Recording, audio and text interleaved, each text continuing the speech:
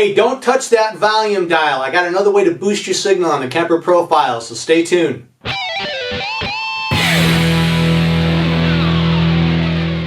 There are multiple different ways that you can connect your multi-effects unit or your effects pedals to the Kemper profiler. So I created a little cheat sheet down below, help you get it started. Maybe you get some ideas out of it, or at least get you going so that you can connect it and have fun with that profiler, man, because there's a lot of stuff you can do in there. All right, so let's get on with the video. Hey, how you doing? That's Tony from 6 String Corner, and I want to talk to you a little bit today about sensitivity, namely clean sensitivity. No, not being sensitive yourself, but the sensitivity setting that is on the Kemper profiler. I found that it works really well with certain types of amps, especially like your boutique type amps, but also, you know, like stuff like your Vox AC30s, your Morgan AC20s, and, you know, all these really cool little boutique amps where, you know, you really have a really good clean signal that you want to just either boost. Also, if you have a really good set of effects, good set of overdrives, distortion pedals, that will work with this setting that is on the Kemper, so that you don't always have to turn the volume knob up. You could if you want, and that may still be your choice. However, there's another option that you might want to explore, because there might be certain songs or certain sounds that you're after. So let's take a look at that a little closer. What I'm using on my Kemper for this example is a Vox AC30 that I got off of the Rig Exchange. It technically was called U2, where the streets have no name, F2, bunch of numbers there. Somebody obviously made this for that song for U2, so I took the delay out, kept the reverb, is just the standard regular reverb in the profiler, zeroed everything out. The gain was actually around here. I'm going to put it back here. So the gain was sitting at around 10 o'clock when I got the profile. Rig volume stays straight up. I didn't do much on the amplifier side. I did add a little bit of definition. I like definition at around 7.2. That's just where I like it, but that's really not going to make a huge difference for what we're going to show right here. The FX loop is on. It probably won't matter for what I'm going to do here, but if you do have delays or, you know, any sort of time-based effects or modulation, whatever, and you're running through an effects loop in the Kemper, you're going to want to be able to set this up and have the effects loop in there. I'm using loop stereo. There's also loop mono. Make sure you have your volume equalized to the original sound versus the effects loop. I show that in my 4-cable method video, which hopefully should be in a link up there. And so make sure that all that stuff is set up. With these two, these are just graphic EQs that came with the profile. They set up to be a top boost type of sound, which I thought was pretty effective. And this is just a noise gate, which I'm going to turn off because we don't really need that.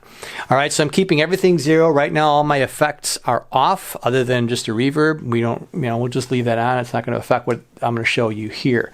So now what I'm going to get into is talking about this clean sensitivity. So when you press this input button right here, you're going to see clean sensitivity, distortion sensitivity, and input source. We're not going to deal with input source.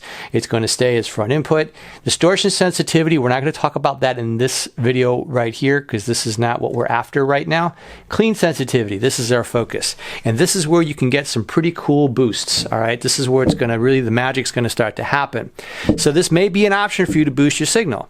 It's not the only option. You can still use rig volume. There's lots of other ways to boost your signal with your boost pedals and what have you. But this is just another way to look at it, to see if this might work well for you to cut your signal through. And it's not just for solos. It's just for any sort of, you know, jangly sounds you want that are clean. With the gain where it is, I'm going to just show you how the clean sensitivity sounds, or at least how different it sounds with the gain where it is right now. And then I'm going to turn the clean sensitivity up. Here's how the clean sensitivity with zero sounds with this amp.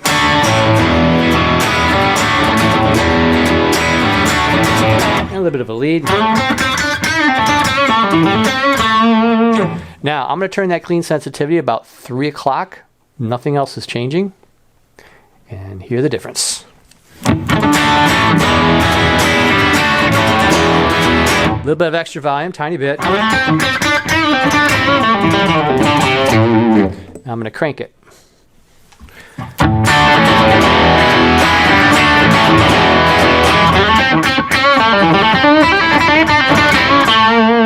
So you can definitely hear a little bit of a difference there in the boosting signal between the clean sensitivity at 0 and with it up. In fact, what I can do here is just thump on the D string and you can hear the change right here.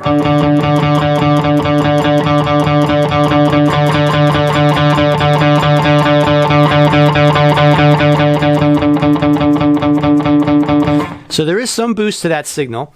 Not a huge amount, but it's definitely there. That's how it works with some gain added in this amp. Now, what I like to do when I'm using the clean sensitivity is actually bring the gain down. You can actually hear the difference. If I put the clean sensitivity up, let's keep it at 3 o'clock here, and I'm just going to bring that gain down. And you should actually even hear a difference here just by dropping the gain.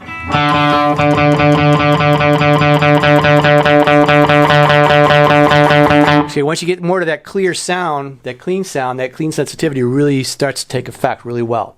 Now, with the gain down, I'm going to put it 2 clicks, maybe down at 1. You can adjust it however you want. You can even take the gain out if you want, but all right, now take that sound, go clean sensitivity 3 o'clock. You really notice the difference there, and if I crank it, I might clip this a little bit, but you can really hear the difference in how that signal cuts through. I'm going to thump away on the D string. I'm going to turn the clean sensitivity up. See if you can hear the difference. And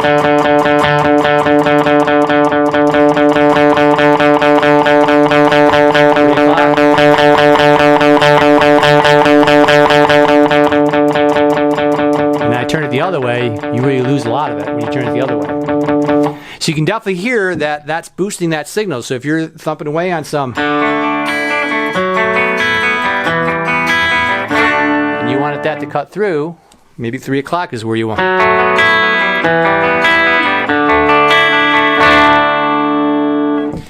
Now, if I want some distortion, but I don't want to play with the gain, I turn on my tube screamer. It's the only effect that I have on right now. I like my tube screamer. So this is with the sensitivity at 0.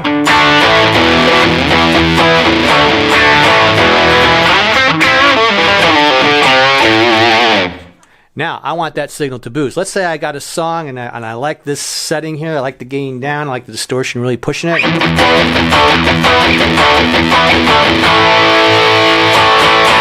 But I want this lead cut through. So what I do, I can maybe turn that clean sensitivity, try it at 3 o'clock. And that is a really good cut through. We can maybe keep it at 2 o'clock. So you can definitely let your solos cut through just by adjusting that clean sensitivity. Now I'm going to thump away on the D string with the tube screamer on. You can hear the difference.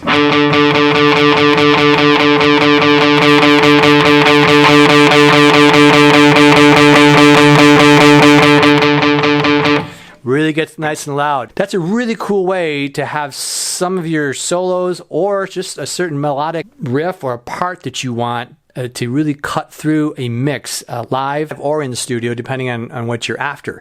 And what you can really simply do is you get that set up and then just copy that or put that into your next slot and call that solo with the clean. And everything is exactly the same from when your original signal was. Your original sound was whatever it was, and then you just copy that over to here, which is actually what I could do right now. I'm going to copy this signal and I'm going to paste it over here.